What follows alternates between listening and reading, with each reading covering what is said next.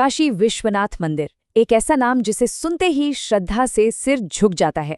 हर रोज लाखों लोग यहाँ आते हैं, लेकिन इसकी प्राचीन दीवारों के बीच आधी रात का एक ऐसा गहरा रहस्य भी दफन है जिसके बारे में बहुत कम लोग ही जानते हैं। तो चलिए आज उसी अनसुनी कहानी की परतों को खोलते हैं। और ये कोई मामूली सवाल नहीं है, बल्कि इस पूरी कहानी की जान है। जरा कल्पना कीजिए, जब आधी रात को मंदिर के सारे दरवाजे बंद हो जाते हैं, हर तरफ गहरा सन्नाटा होता है, तब उस गर्भगृह के एकांत में आखिर होता क्या है? ये वो रहस्य है जो पीढ़ियों से लोगों की कल्पना को एक चुनौती देता आया है। तो इस रहस्य को जानने के लिए चलिए समय में थोड़ा पीछे चलते हैं, बहुत पीछे, उस दौर में जब काशी की गलियां सिर्फ गलियां नहीं थीं, बल्कि रहस्यों और अटूट विश्वास की कहानियों का एक जाल थी। हमारी ये कहानी वहीं से शुरू होती है। बात है करीब 200 साल पुरानी। उस समय काशी में एक पुजारी हुआ करते थे, शिवदत्त, और वो अपनी एक बड़ी ही अजीब आदत के लिए जाने जाते थे।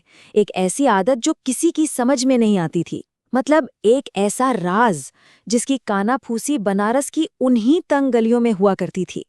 और ये आदत कोई मामूली नहीं थी। होता ये था कि हर रात जब मंदिर के पट भक्तों के लिए बंद हो जाते, तब शिवदत्त अकेले उस पवित्र गर्भगृह में प्रवेश करते थे। अब वो अंदर क्या करते थे, ये किसी को नहीं पता था, और इसी बात ने लोगों के मन में जिज्ञासा और भी बढ़ा दी थी। तो भाई, लोग तो पूछेंगे ही।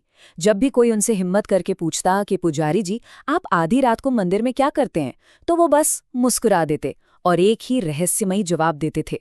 उनके इसी एक जवाब ने इस राज को और भी ज्यादा गहरा कर दिया था। आखिर ये बुलावा आता किसका था? कहते हैं ना, हर कहानी में एक मोड़ आता है, एक टर्निंग पॉइंट जो सब कुछ बदल देता है।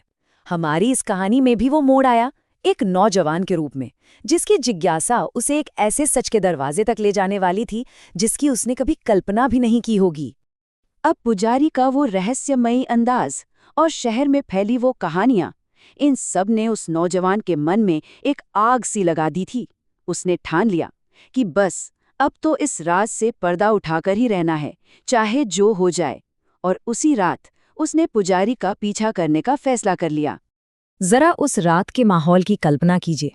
चारों तरफ गहरी खामोशी, सिर्फ गंगा की लहरों की धीमी आवाज, और उसी सन्नाटे में वो नौजवान दबे पांव चुपके से पुजारी के पीछे पीछे मंदिर तक जा पहुंचा।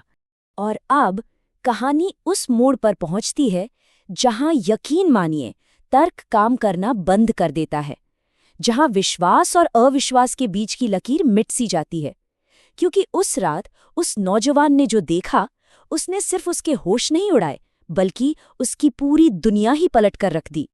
पुजारी ने जैसे ही गर्भगृह में कदम रखा, एक के बाद एक अविश्वसनीय घटनाएं होने लगीं। अचानक मंदिर की घंटियां अपने आप गूंजने लगीं।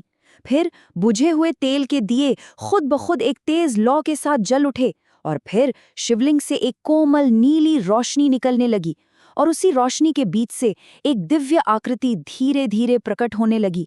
ऐसा लगा जैसे वहां का जर्रा जर्रा दिव्यता से भर गया हो।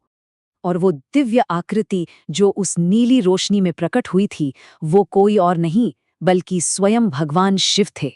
हाँ, बिल्कुल वही रूप जिसका वर्णन हम शास्त्रों में पढ़ते हैं।